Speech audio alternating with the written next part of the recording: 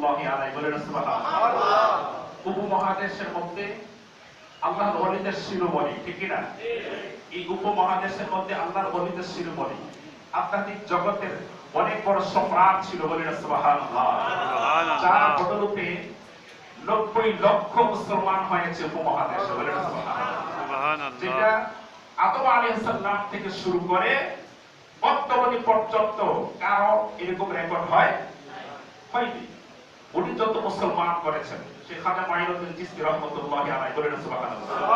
উনি যে এত মুসলমান করলেন, কেন মানুষ ওনার প্রতি এতটা আগ্রহ হলো, ওনাকে দেখি মানুষ কেন ইসলামের মধ্যে দাখিল হলো, ওনার মাঝে এমন কি ছিল, কেন এত মুসলমান উনি বানাতে পেরেছেন? এর পেছনে কারণ আছে না নাই?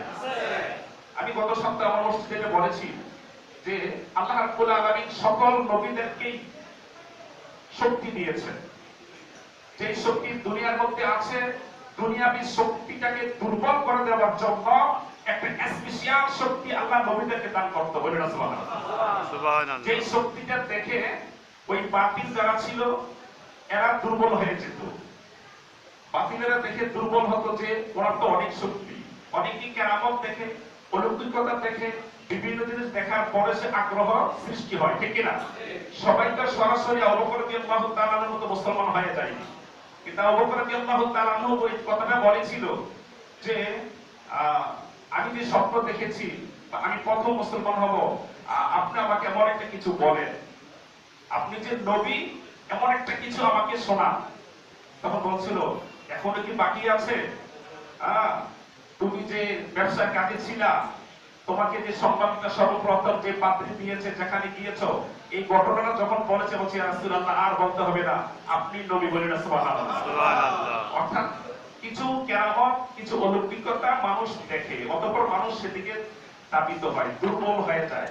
নবীদের কাছ থেকে সাহাবীরা পেয়েছে, সাহাবীদের কাছ থেকে তাবিঈন পেয়েছে, সিঁড়ি বাই সিঁড়ি আল্লাহর ওলিরা পীর বুজুর্গ যারা আছে তারাও সেই সম্পদটা পেয়েছে, বলেন সুবহানাল্লাহ। নবীজি বলেছেন আল উলামাউ ওয়ারাসাতুল আম্বিয়া, নবীদের ওয়ারিস হচ্ছে উলামাগণ, আল্লাহর ওলিগণ, ওনারা হচ্ছে ওনাদের ওয়ারিস। ওয়ারিস মানে কি? বাবার সম্পদ যোগ্য সন্তান পেয়ে যায়, ঠিক না?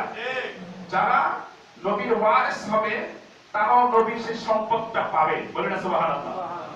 কারণ সে তো ওয়ারিস, ওয়ারিস সূত্রে সম্পদ পাওয়ার মালিক সে। যে সম্পদ পাওয়া, আমরা দুইটা শব্দ বলি, একটা হচ্ছে কোরআন, আবার একটা হাদিস, এই দুইটাই বলি। এখানে শুধু শেষ না, কোরআন হাদিসের মধ্যে যে কত কিছু আছে এটা আমরা অনেকে জানি। আল্লাহ রাব্বুল আলামিন বলেছেন তিবিয়ানাল লিকুল্লি শাই। এই কোরআনের মধ্যে আসমানের উপরের খবর, আসমানের নিচের খবর, জমিনের উপরের খবর, জমিনের নিচের খবর, জান্নাত থেকে জাহান্নাম, একজন মানুষের জন্ম থেকে মৃত্যু পর্যন্ত, কবর, হাসর, মিজান, পুলসিরাত, অতঃপর জান্নাতীরা জান্নাতে যাবে, জাহান্নামীরা জাহান্নামে যাবে, সব কিছু বিস্তারিত বর্ণনা আল্লাহ রাব্বুল আলামিন কোরআনের মধ্যে দিয়েছে, বলেন সুবহানাল্লাহ। এবং এই কোরআন হচ্ছে আধ্যাত্মিক জগতের আলো, লাইট। আধ্যাত্মিক জগৎটা অন্ধকার, সেখানে আপনি যখন যাবেন আলো দিবে, পথ দেখাবে কোরআন, বলেন সুবহানাল্লাহ। এই কোরআন আমরা বিশ্বাস করি না। খাজা মাইনুদ্দিন চিশতি রাহমাতুল্লাহি আলাইহির জীবনী অনেক বছর চলছে।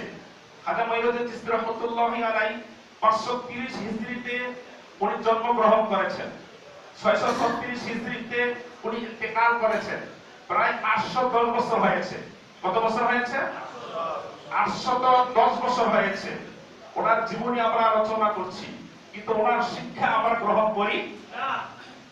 মাইনুদ্দিন চিশতি রাহমাতুল্লাহি আলাইহির ঘটনা কম বেশি আমরা সবাই জানি কি জানি না? সবাই জানি। আমরা যে এখানে আসছি, সেই আল্লাহর ওলিরা আমাদেরকে দেখার ক্ষমতা রাখে কি রাখে না? এই ক্ষমতা দিয়েছে কে? আল্লাহ। আল্লাহ দিয়েছেন। আল্লাহ রাব্বুল আলামিন আল্লাহ ওলিদেরকে ক্ষমতা দেন। ক্ষমতা যদি না দিতেন তাহলে 90 লক্ষ মুসলমান বানানো সম্ভব থাকতো না, সম্ভব কখনই হতো না। কারণ ওরা অলৌকিকতা দেখেই মুসলমান হয়ে গেছে, বলেন সুবহানাল্লাহ। একটা বাস্তব ঘটনা যেটা বলছি, মাইনুদ্দিন চিশতি রাহমাতুল্লাহি আলাইহির জিয়ারতের মধ্যে আমাদের দেশ থেকে অনেকগুলো মানুষ একটা কাফেলা যাচ্ছিল। একদম লোক উনি যেতে পারেনি, যাওয়ার ইচ্ছা ছিল কিন্তু ওনার অর্থ সংকটের কারণে উনি যেতে পারেনি। কিন্তু আশেক মানুষ কি ছিল? আশেক ছিল, মনে ভালোবাসা ছিল, মোহাব্বত ছিল। উনি ওনার ওই কাফেলাতে আগাইতে এসে মনের দুঃখে উনি শুয়ে শুয়ে একটু কাঁদলেন, অতঃপর ঘুমায় গেছে। বলি না সুবহানাল্লাহ। ঘুমানোর পরে উনি স্বপ্নে দেখলেন একটা পাহাড়ের উপর দিয়ে উনি যাচ্ছিলেন। অনেক দূরে দেখা যাচ্ছে পাহাড়ের এক পাহাড় থেকে অপর পাহাড়ের মধ্যে একটা সুদর্শন একটা লোক দাঁড়িয়ে আছে, অনেক সুন্দর। উনি দেখে ওনাকে সালাম দিলেন, কদম বুসি করলেন। অতঃপর জিজ্ঞাসা করা হলো, আমাকে চিনো? বলছে, না তো, আপনাকে কোনোদিন দেখি নাই। তখন উনি বললেন, আমি হচ্ছে সেই খাজা মঈনুদ্দিন চিশতি। বলেন সুবহানাল্লাহ। বলছে, আমার তো অনেক ইচ্ছা ছিল আপনার জিয়ারত করার জন্য, আপনার মাজার জিয়ারত করার ইচ্ছা ছিল। আমার বন্ধু বান্ধব অনেকেই তো কাফেলায় চলে গেছে, আমি তো যেতে পারলাম না। তখন খাজা মঈনুদ্দিন চিশতি রাহমাতুল্লাহি আলাইহি বললেন, তোমার কি এখনো অর্থাৎ আত্মতৃপ্তি হয় নাই? তুমি এখনো খুশি হবে না?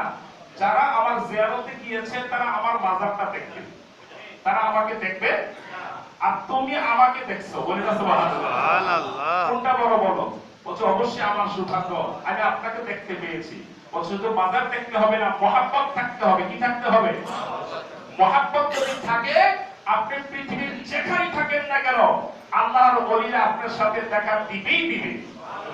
মহাব্বত যদি থাকে, তাহলে আপনি ওই কুড়ের পরে ঘুমিয়ে আছেন, খালি মাঠে ঘুমিয়ে আছেন, সেখানে আল্লাহ রাসূল আপনার সাথে দিদার দিবে। বলে না সুবহানাল্লাহ। এটা হচ্ছে মহাব্বতের বিষয়।